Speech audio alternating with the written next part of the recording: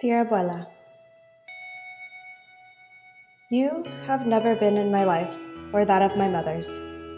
You have caused me pain with your indifference, and for a long time, I didn't understand why my grandma wasn't around like everyone else's. You are a stranger to me, but despite all of that, I owe everything to you, because you crossed the line so that you could be free. You sacrificed everything, and despite never really knowing your daughter, you sent back for her so that she too could be free.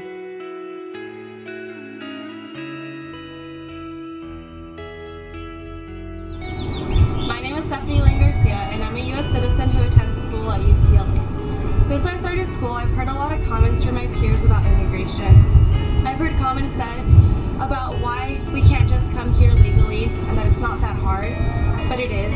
And if there was a fair way to go about it, trust me, it would be done.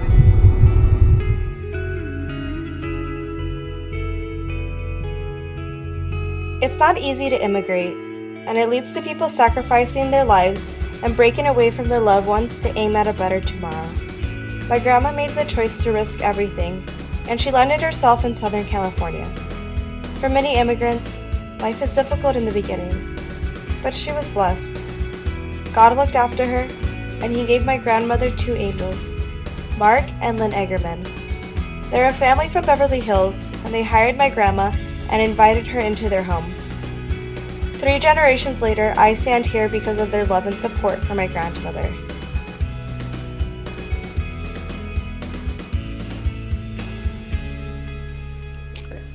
So my grandma came in and she told you guys that she was documented when she began working for you guys. Why, when you guys found out that she had lied to you, decide to help her instead of being angry with her and turning her away?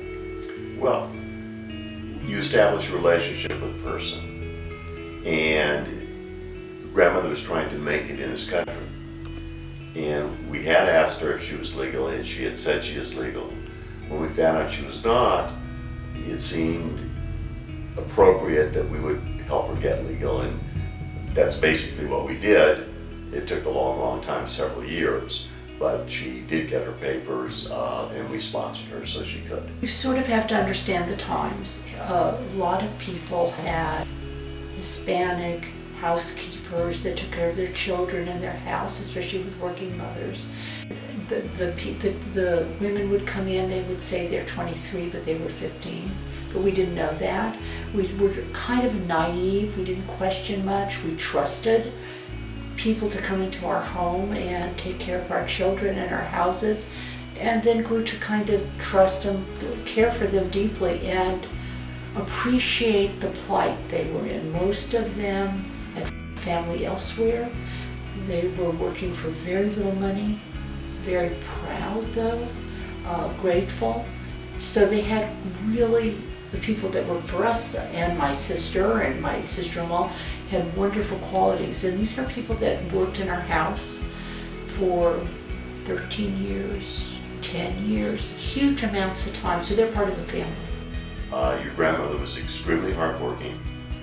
She did have this sort of very stern personality. She was also incredibly honest and hardworking. She had some good qualities, but kindness, love, empathy was not part of it.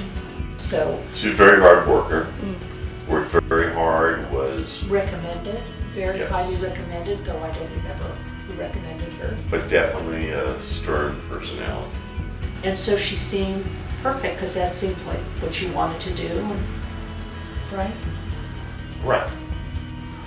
And if you asked me would I do it again, I would, because otherwise I wouldn't have known your mom. Or you. So I think Or your sister. I think it was a fantastic decision. I'm literally standing in this room because you hired my grandma and helped her out. And that's crazy. That's crazy wonderful, isn't it? It's wonderful.